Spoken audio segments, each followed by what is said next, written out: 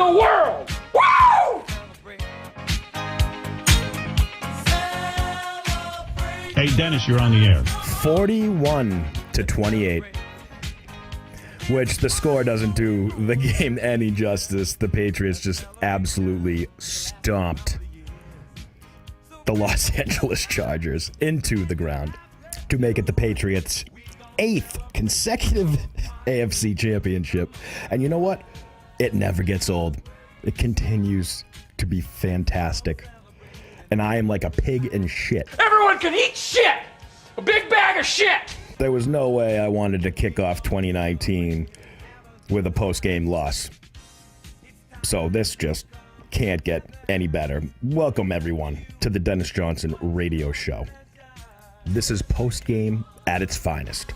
But first, let's go back 24 hours and listen to everyone's favorite NFL commentator, Patriot hater for life, Shannon Sharpe, and his predictions for the game. So, Shannon, who wins this one on Sunday? I've liked the Chargers all year. I picked them to get to the Super Bowl. Skip, I think they have the better team. If you look at this team player for player, I think the only question you get, you probably say, okay, even if you say Tom Brady is better than Phillip Rivers. But if you look at the running backs, you look at the wide receivers, you look at the defensive line, you look at the defensive backs, you would honestly say that this is the better team. The Chargers are the better team. Oh, yeah. And they're a very good road team. They're 8-1. They won their last 7 games on the road. And the thing that is going to cause, I believe that's going to cause the Patriots a problem, Skip, is their inability to generate a pass rush. Yep. Oh, yeah. Phillip Rivers is very good. He can make all the throws. He has very good receivers. The Patriots, what they do a really good job of, they don't really give up big plays, but Phillip has the type of receivers, the Williams, and Allen, of going over the top and making plays. They can extend drives by making the tough catch in traffic. Brady, that's the key. Look, the only reason they're favored is because of Tom Brady, Coach Belichick, and they're playing at home. They're very difficult out at home. They're very difficult to beat anywhere, but they're almost next to unbeatable at home, especially in the playoffs. The question is, can Bose and Ingram consistently generate a pass rush to get Tom Brady off his spot? I believe they can. I believe they can. I believe they will. I wouldn't be surprised if New England tries to run the ball a little more early than throw it, and the throws will be quick, screens, a couple of draws in there, find Edelman real quick. And so with that being said, Skip, I'm going to take the Chargers. I'm going to take the Chargers in a very close ball game. I believe both offenses will score. I've said this before, and I've said this many a time. I believe in order to beat the Patriots at home, somehow you got to find a way to get to 28 points. And I believe the Chargers have the type of offense that can get to 28. So I got this game 30-27, Chargers win. This is just my opinion. He seems like an extraordinary shithead. There's nothing better than getting these guys to eat their words. He's like Chris Carter. The thing is, no one ever brings it back. I feel like no one ever is like, hey, you were completely fucking wrong again. Sorry, Shannon. There was only one adage I can think of during these occasions, and it is said by the incomparable Vin Diesel. It don't matter if you win by an inch or a mile. Winning's winning. Winning's winning, you sore fucking losers. It's unbelievable, man. It really is. I so fucking wish we were playing the Colts, because at the end of the day, people will look or refer to the Patriots as cheaters, which there is just, it makes my fucking blood curdle. Deflategate is a fucking joke. Aaron Rodgers admitted that he likes his balls inflated past the limit that the NFL set, as in he liked it a little harder. And like all these fans that bitch and moan, like the Colts fans or whatever, you know, like, or the Bills, like, do you think the Bills would win the Super Bowl and go to the AFC Championship 8 times in a row if the ball was a little less air in it? Well, thank you, Mel. All right, let's go, baby. Let's get into some more Patriots postseason magic. Yes.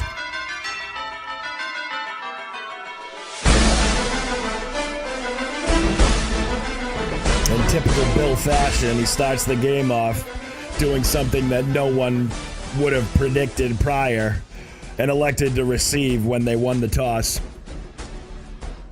which is extremely rare. They had only done it one other time during the season. And the reason they did it was because the wind was vicious at the time. It wasn't 11 degrees. It was about 20 degrees, but it was vicious going one way at the time. And later, I read that it actually fired the players up. That Belichick was confident enough in the offense to score in order to take that, take the ball, because having the ball in the beginning of the second half is usually huge. And I was a little concerned. I'm not going to lie. I was a little concerned when they elected to receive, because this season they have not been at 100% and every game, and they had a tendency to break down. The last thing I wanted to see was a 3-and-out. At the start of the game, Belichick started his 40th career postseason game, which extends his NFL record, and it was Brady's 38th career postseason game, which is extraordinary. It's remarkable. And there's really no other word for it. So the kick it was actually a great kick. It ended up right around the 17-yard line, which is not a great place to start, obviously, but they had their wind at the back, and man, was Sony Michel about to have a game. Tom started out as usual, short 8-yard pass to James White, 6-yard pass to Edelman in the gun, then another 9-yard pass short to Michel, and followed by a 10-yard pass to James White and a 17-yard pass to James White. So in 2 plays, 27 yards from really Mr. Consistency, James White. The interesting part of the drive was the PI on Gronk, which it was just another one of those things where the Chargers were just shooting themselves in the foot. 3rd and 6. In the pocket to the end zone, incomplete. Oh, and a flag comes out. Pass interference. Defense, number 26. That foul occurred in the end zone. The ball will be placed at the 1-yard line. Automatic first down. 1-yard line, first down. I mean, there wasn't a question. Sony Michel punches it in. It's 7-0 with about 8 minutes left on the clock. So now the Patriots get set up to kick into the wind, and we all know Gostowski has a boot, but it ended up going only about 49 yards, and Jackson took it another 33. And the Chargers, if anything, made it this far and only had 4 losses because of their offense.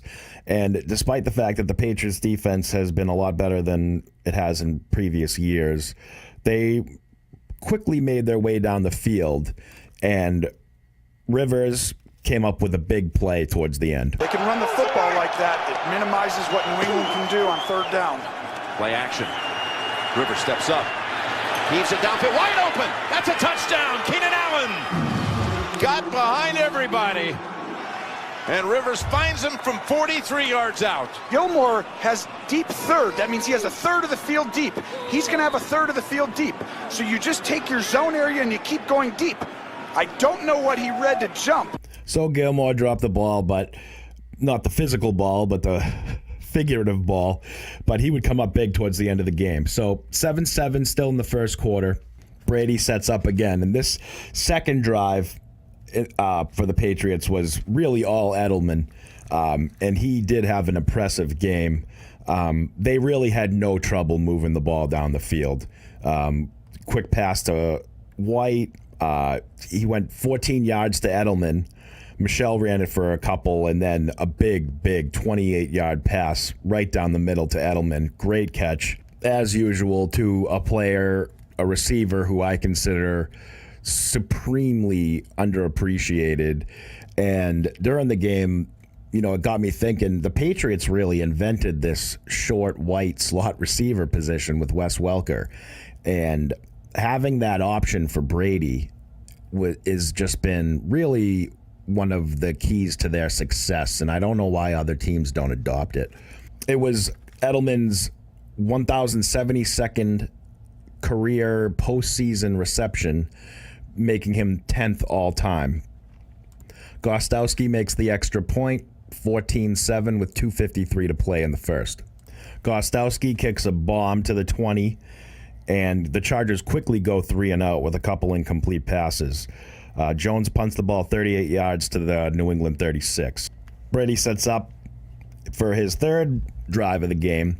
Another great Edelman drive.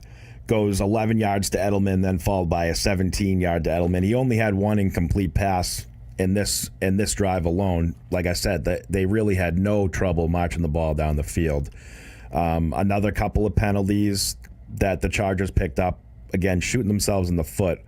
And they finish up the drive with a 15-yard pass to Dorsett, which, again, like Dorsett, do you think that Dorsett would be a player that would be receiving touchdown passes in postseason play on any other team? This is what Tom does. He distributes the ball and utilizes the talent the best way possible.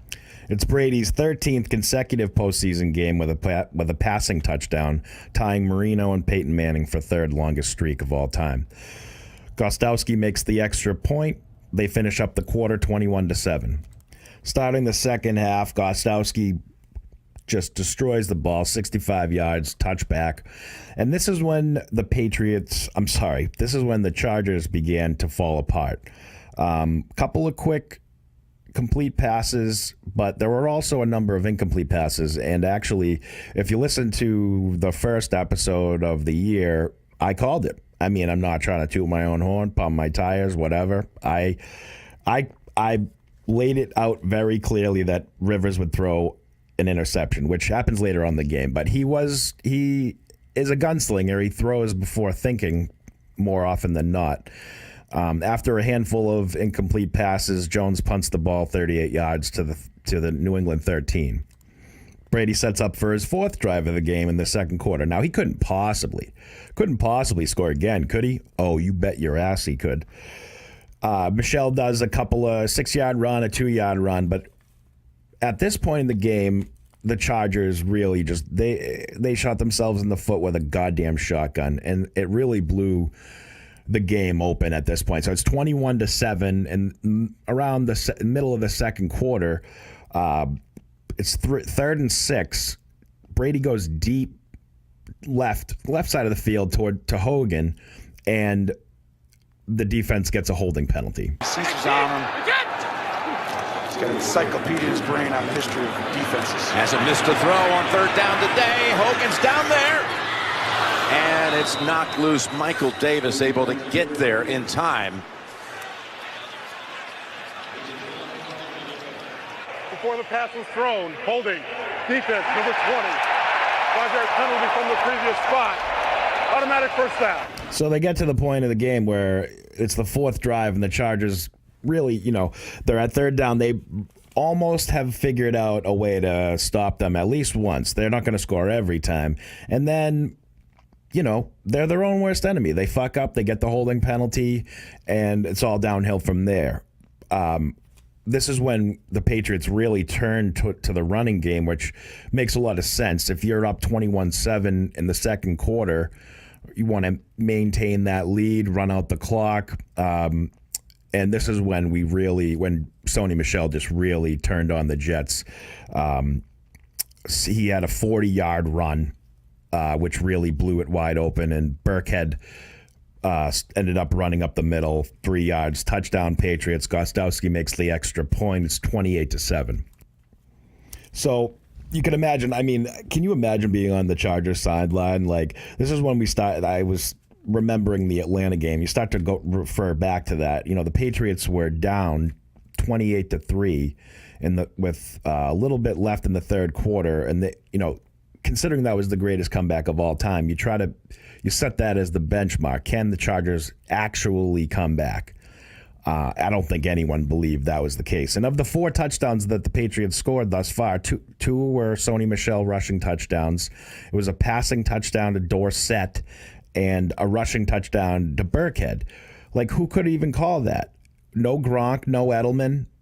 Sony Michel makes sense, but their ability to distribute to all their offensive weapons is unparalleled.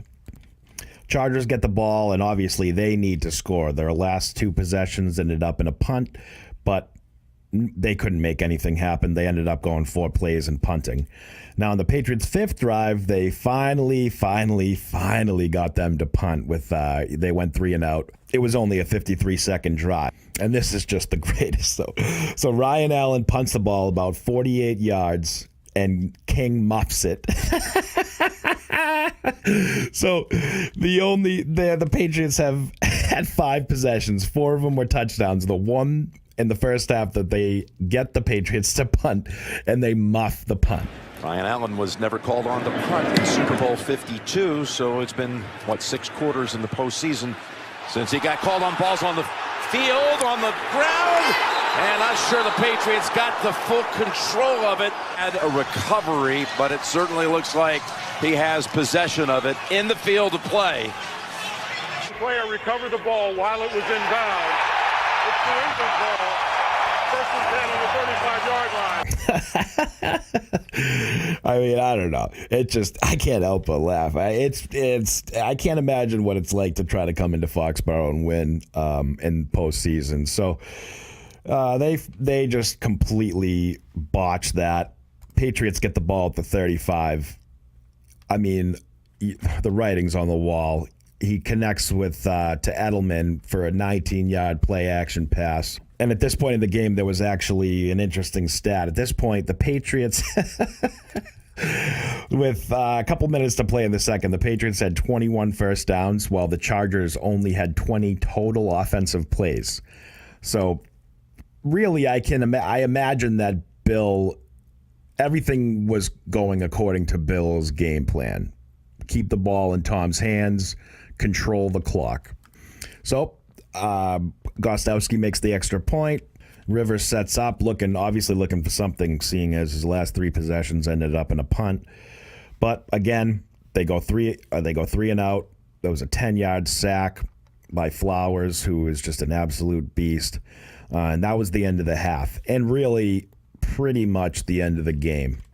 And there's nothing really like, I was watching the game with my buddy, and being able to sit back and just enjoy the game, knowing that we have another week of football. There's just no way the Chargers were going to come back. And you could tell even in the scoring drives after the fact, the Patriots were really just trying to control the clock and control the win. They, in the third quarter, walked away with a couple of field goals. And the final nail in the coffin was in the fourth quarter. Down these big plays completely, or try to at least. 3rd and 10. Yes, Pass lofted, and Gilmore has it with the interception. Thus, the predicted interception. Gilmore is a player that really, if I was an NFL coach, I would use the Patriots' way of approaching the game as a template. You need strong cornerbacks, you need a great quarterback, good protection, and multiple receiving and rushing weapons. You see how Sony Michel would probably most likely be the number 1 back on any other team, and they would probably only solely utilize him. The Patriots utilize him, Burkhead, and James White. And James White is kind of like a hybrid. He's kind of like a running back wide receiver, which you don't see a lot of. Then you have Edelman, Gronk, and Brady. And if there was anything that you can learn from the Patriots, it's that you really can't win without a solid quarterback. And honestly, that makes me think a little bit about the game of football, because I have always maintained that it's the best game, start to finish. It's just the best sport, because it's a group of guys on each side with one particular goal, and the most talented team doesn't always necessarily win. You have to apply strategy, and the Patriots don't always have the best players, but they have the best players for their position. As in, it's so fucking cliche, but they do their job. If you only need these guys to do 1 or 2 particular things excellent, as in they need to do things in an elite fashion, and they all do. So, final score 41-28, which makes it seem a hell of a lot closer than it was. I think the Patriots went from being as rigid as possible on D to really just flexible and maintain. One positive note towards the end of the game was, it doesn't matter who you are, you can't not be a fan of Antonio Gates. The guy has been around for as long as I feel like I've been alive. And the fact that he's been able to play in that particular position for as many years as he has is nothing short of remarkable. He's easy to root for. And Rivers connected to him for an 8-yard touchdown in the fourth, but it was too little too late. And what's even more surprising is it came out that Gates plans on playing another season, which is very difficult to imagine coming from the perspective of a Patriots fan, in that, one of my favorite players of all time is Gronkowski, and Gronkowski, the way he plays, he'll never be able to play as long as Antonio Gates. So Antonio Gates is either an absolute freak, a human cyborg, or he approaches a position of tight end differently. But we need that brute Gronk force, which he did have a handful of catches that made a big difference. But end of the day, 41-28, Patriots move on to the Chiefs in Arrowhead, and that will be one of the toughest tests we've seen in the last 20 years as Patriots fans, I believe. This kid, Patrick Mahomes, is the real deal. There's no doubt about it. And I would be even willing to venture that they have a more talented team. It just comes down to, they beat the Chiefs. The Patriots beat the Chiefs earlier on the season, so it can be done, but the Patriots beat the Chiefs at home. We'll see if, what they can do next week. Now, I personally believe that a rookie, it's only human. His first AFC championship game under the lights, millions of people watching. Maybe this kid is just got ice in his veins and it doesn't affect him. I think the lights might be a little too bright. At least I'm hoping, because if the Patriots went to another Super Bowl, that would just, oh man, Chris Carter and Shannon Sharpe can just eat a big bag of shit. So that's it for the first week of postseason wrap up on the Dennis Johnson Show. Thank you for listening. If you have any questions, comments, concerns, you want to tell me that I'm full of shit or to eat a big bag of dicks, email me at thedennisjohnsonshow@gmail.com. Also, stay tuned to the YouTube channel and check out our episodes on everything from politics to sports to God knows what. Okay, everybody, we'll see you next week.